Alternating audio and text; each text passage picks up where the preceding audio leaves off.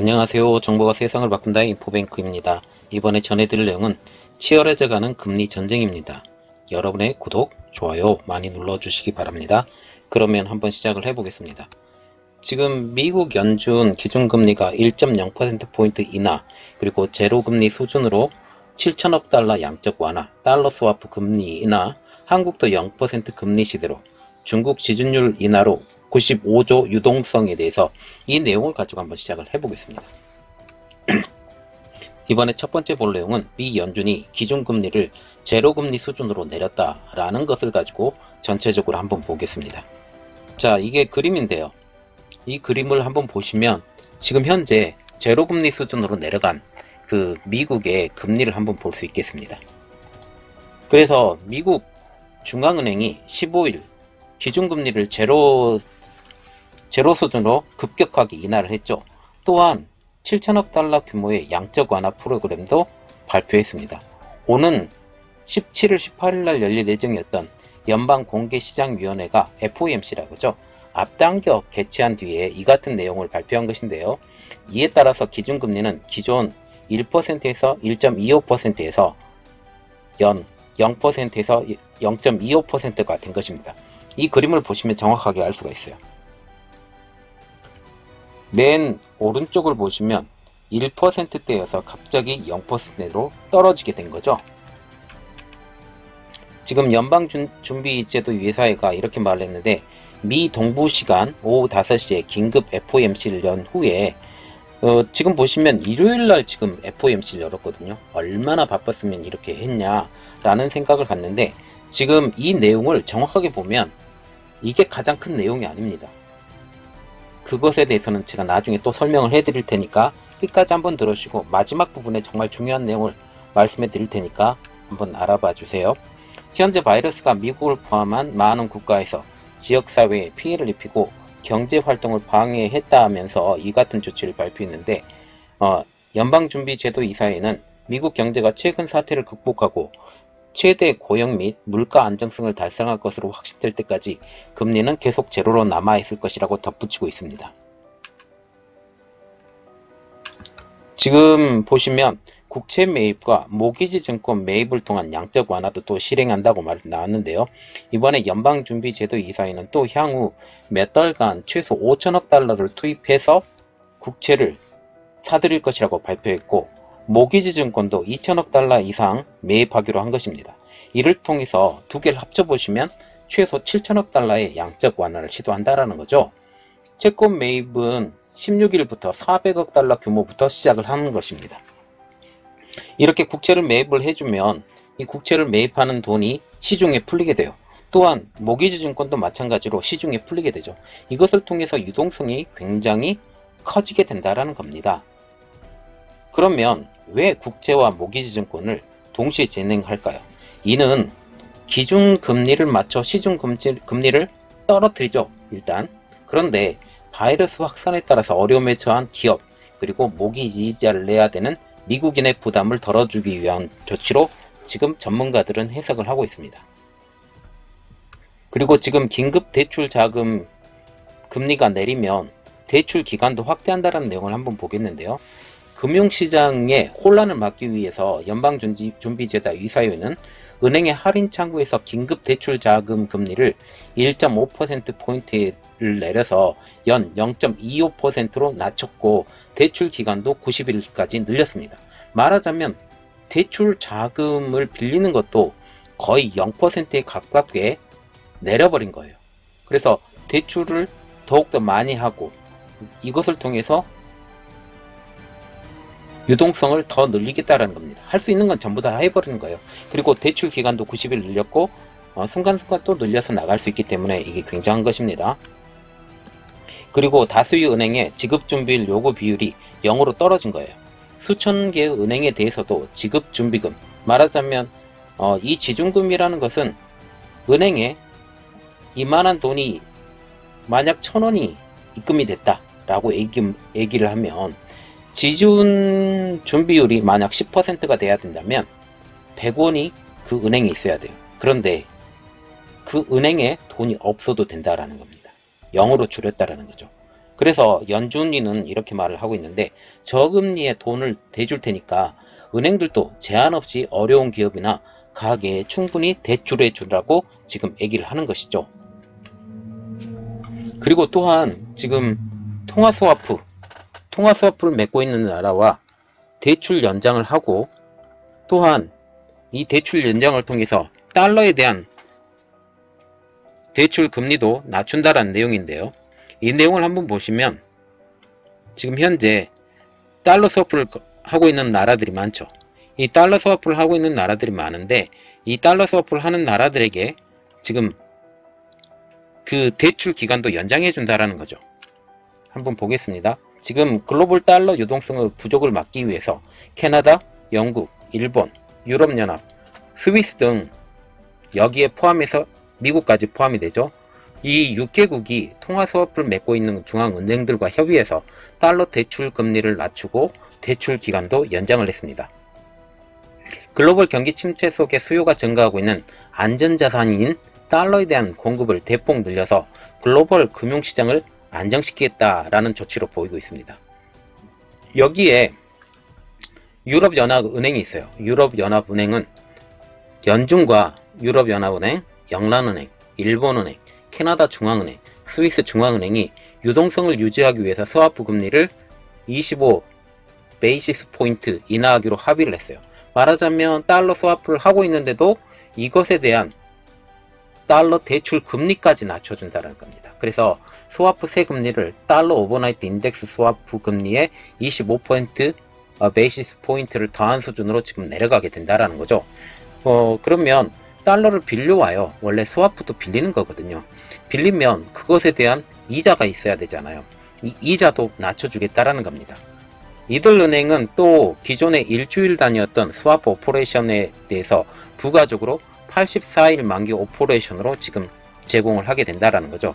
말하자면 이게 일주일 만에 되돌려줘야 되는 이 스와프 오퍼레이션인데 84일을 더 연장을 하기로 했으니까 90일짜리가 되겠죠. 그래서 지금 긴급 FOMC가 갑자기 열렸으니까 이 내용을 한번 보면 긴급 FOMC 회의에서는 10명의 위원들이 참석을 했습니다. 9명은 제로금리를 찬성을 했지만 클리블랜드 연방은행의 로레타 메스터 총재는 0.5%포인트 인하를 주장하면서 홀로 반대를 하게 된 거죠. 그래서 내리긴 내리지만 조금만 내려라 지금 얘기를 하고 있어요. 그래서 이것에 대한 트럼프 대통령의 반응이 나왔는데 도널드 트럼프 미국 대통령은 연방준비이사회 FED의 기준금리를 제로금리 수준으로 전격 인하하자마자 아주 행복하다고 밝혔습니다. 그리고 트럼프 대통령은 15일날 열린 백악관 브리핑에 등장해서 이같이 말했는데 이는 큰 걸음이고 그들이 해주어서 아주 기쁘다라고 하면서 연방준비제도 이사회에서 축하한다고 덧붙이게 된 거죠. 지금 한국도 금리를 인하했는데 0%대 0.75%인데요. 이 금리로 바꾼다라는 내용입니다. 한국의 기준금리 인하를 한번 보면 16일날 한국은행은 미국 금리 인하에 발맞추어서 기준금리를 연 1.25%에서 0.75%로 0.5%포인트 낮췄습니다. 그래서 한국도 드디어 0% 기준금리대로 내려가게 된 거죠. 원래는 한은은 굉장히 신중했어요. 이렇게 기준금리를 내린다라는 거, 특히 0% 기준금리로 내린다는 거에서 굉장히 신중했는데 오늘 임시금융통화위원회를 열면서 0.5%포인트 낮췄죠. 금리가 연 0.75%로 내려오면서 통화정책의 여력 측면에서 쓸 수 있는 탄환이 사실상 거의 소진되는 것이 아니냐라는 평가가 나오고 있습니다. 그러면 왜 그동안 한은이 주저했을까요? 현재 금리가 낮아질 만큼 낮아져 있고 그리고 돈이 더 많이 풀릴수록 생산적인 부분에 많이 쓰이면 좋지만 이게 부동산으로만 쏠릴 가능성이 크다라는 것에 대해서 한은의 인하 결정이 망설이게 된다는 요인이죠. 그런데 지금 보시면 부동산의 가격이 계속 내려가게 되면서 이게 그런 부분들은 많이 낮아졌습니다. 또한 김소영 서울대 경제학 교수는 이렇게 말을 하고 있는데 금리 인하 기간이 오래 유지되면 부동산 시장과 신용에 대한 압박이 있을 것으로 보인다며 다만 이 사태가 일시적인 충격일 경우 경기 부양에 당장 더 중요하다라고 하면서 찬성하는 이야기를 했습니다. 그리고 지금 현재 경제 충격과 금융시장 혼란이 이어질 경우 긴급 유동성 확대책을 추가 카드로 꺼낼 가능성이 크다라고 지금 얘기를 하고 있죠. 그러면 지금 한국이 남은 카드가 보통 보면 채권 회수, 통한 유동성 증가, 지준율 인하 이렇게 지금 남아있는데 이것은 최후의 카드로 남겨줘야 된다라는 개인적인 생각입니다. 자, 지금 중국이 지준율 인하로 95조 원의 유동성이 공급을 시켰는데요. 지금 지준율을 인하하고 있죠. 지준율 인하, 아까 제일 처음에도 얘기했다시피 은행에 돈이 들어가면 그것의 일정 부분이 돈이 은행에 예치가 돼 있어야 돼요.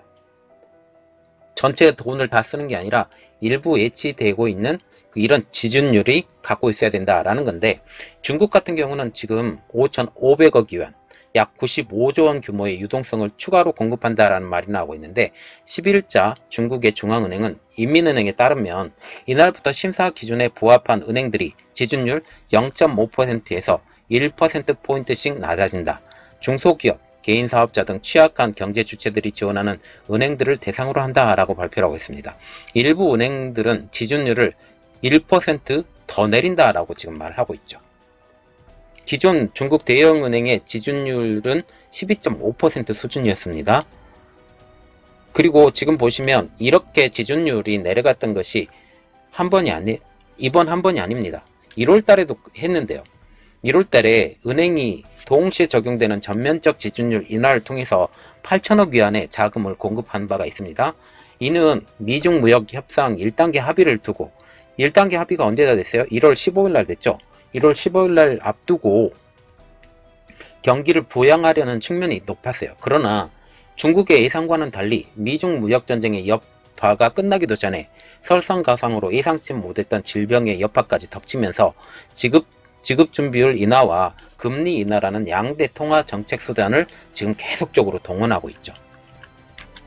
그리고 지난 2월에는 1년 만기 중기 유동성 지원 창구인 MLF라고 있는데요. 이 대출금리를 기존의 3.25%에서 3.15%로, 사실상 기준금리 역할을 하는 1년 만기 대출 우대금리를 4.15%에서 4.05%로 모두 0.1%포인트 내린 바가 있습니다.